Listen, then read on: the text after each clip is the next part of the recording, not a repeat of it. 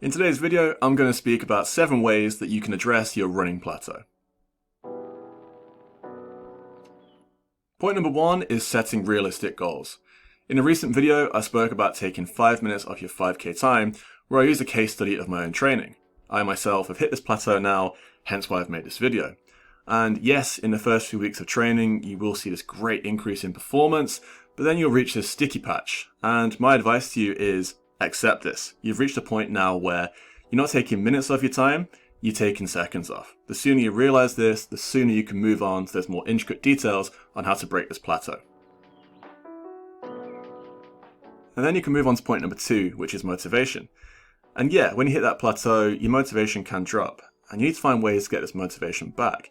And that can be joining a running club, it can be running with a friend or a partner, or signing up for a race. These are all cheap, cost-effective ways.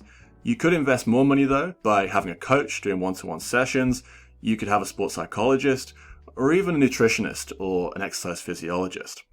And what I recommend you do is pause the video and ask yourself, in which area do you lack the motivation or the discipline with your running? And once you've figured that out, you can ask yourself, what is the solution? Is this something I can fix really quickly, or do I need to invest more money and time in order to address this? I'll move on now to the next section, which is altering sessions in your training program. It's really key that you understand the demands of the race that you do. For example, if you do 5k, you'll know that most of this is aerobic, and to train this, it comes from steady state running. You'll also see a small but significant anaerobic contribution. This comes from training at a fast or very fast pace. But what I do see is people train one way or the other and not incorporating the two. To give an example, there are some people who will run every session at a slow, steady pace, and then you'll see people that treat every session like a Rocky montage. But also you need to understand that running is not just running, it's also work in the gym, with strength, balance and flexibility. And to go from Kipchoge to Farah, if you look at Mo Farah's training, you'll see that all of this is blended in. You'll see a lot of steady state running, you'll see gym work, and also high intensity training. Now, if you want to learn more about Mo Farah's training, I do recommend you check out the full plan, which is in the description below. And moving forward with your own training, it's really key that you understand the demands of your running distance. Break it all down. What do you need? And once you understand that, you can train more accordingly in relation to that distance. Point number 4 is marginal gains. And Night Breaking 2 is a great example of the use of marginal gains, where they use all sorts of different ideas such as a human windshield and the latest footwear technology. You need to ask yourself though, what are your marginal gains that you could use in competition? This could be the use of K-tape, it could be an energy drink, or it could be footwear as well. And let's say for argument's sake, one change is a 1% increase in performance. Are there a few different marginal gains you could put together to increase your running performance?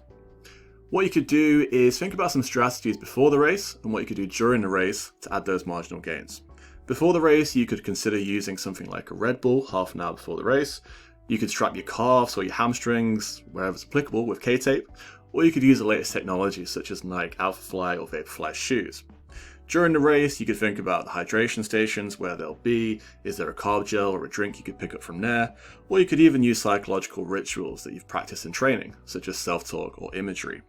But what I recommend you do going forward is go on Google, look at marginal gains, understand what they are and what you could use in your own competition. The next area for you to consider is your training load. And what I often see in athletes is a very high training load and little time to recover. But then conversely, in a minority of athletes, you'll see very little training and then a lot of time resting. And this is a very complex area. People will say how much training is too much and how much is too little. Now, I'll give you a very clear and obvious example of the two. You might get one person who trains just 3 days a week and is resting for the other 4. That really isn't enough training to elicit the change that you want. But then you get someone who trains 7 days a week, has a little time to recover, and they're just on the way to picking up an injury. It's as simple as that. And what you can do going forward for your own training is have a diary.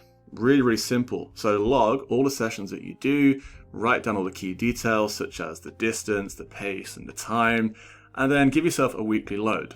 You can do this in different ways. You could measure the amount of time you spend running or the distance. I'm going to go with distance for this example. So let's say you go from week 1 to week 2 and you add 15k of running, and you do the same again from week 2 to week 3.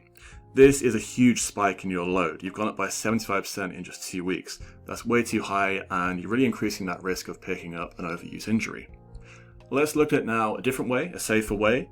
You can go from 40 to 44 in a week, and then you go to 48. That's just 4K a week, very small steps, and it's only 20% increase in 2 weeks. But this is safe. You are increasing your load, and somewhere around about 10% of an increase a week is good. Don't see that as being too small. If you do this every single week, you're reducing that risk of an injury, and you are seeing that gradual progress in your training load. What I also recommend you do is have a diary of your subjective data.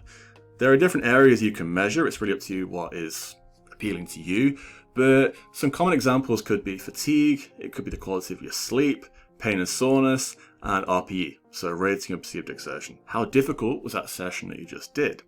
And then at the end of each session or the end of the week, you can put all the values together and take a look. So let's say, for example, here, your fatigue, your pain soreness is really low, the RPE is fairly low. Maybe you can increase your training load based on these numbers. But let's look at this example here. Your fatigue's really high, the quality of your sleep is poor, pain and soreness is through the roof as well. This might be a sign you need to decrease your training load, or at least not even consider increasing it in the next week. But it's very difficult training load, as I mentioned already. It is about trial and error, understanding your body, understanding the training that you're doing, and I recommend that you do log that data. It's really important that you understand what you've been doing in the previous weeks, the previous sessions, and then also increase your load gradually. So increase it by no more than 10% each week. My penultimate point is recovery. So are you nailing the basics such as sleep, having days off from training, eating well, staying hydrated, or are there areas you can consider in the future, like using hot and cold treatments, cold water immersion, or seeing a massage therapist?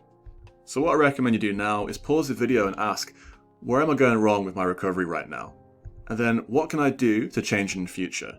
Do I need to spend money and invest in a physiotherapist or a massage therapist? And then you have my final point, which is research.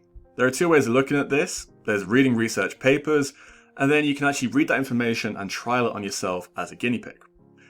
Now, I've got some papers here. The links are below in the description. This paper here is about how to structure your training. This one here is about strength training. You got this paper on nutritional strategies, and this final paper here is about recovery in running.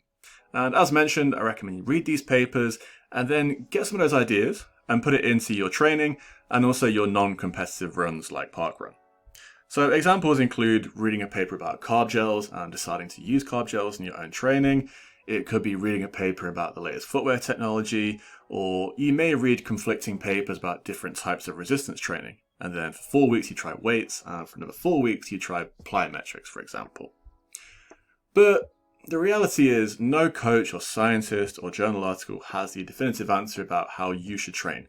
So yes, you should respect the science, but I would take some inspiration from Breaking 2, who, again, respected the science, but they challenged tradition, and they weren't afraid to try new ideas as well. So in summary, can you get past the running plateau? Yes, absolutely. First of all, you need to identify some of your weaknesses and understand what you can do to get past those. Secondly, you need to find the optimal training load based on your training diary, which you create. You then need to learn about the science as well and understand ways that you can trial out some of that science into your own training and competition. Okay, thank you for watching this video. I've got other content on my channel in relation to running. I do recommend you check that out. If you have any questions about this or anything related to running, please get in touch with me on Instagram at Sports Science Hacks. Okay, thanks for tuning in, and I'll speak to you again soon.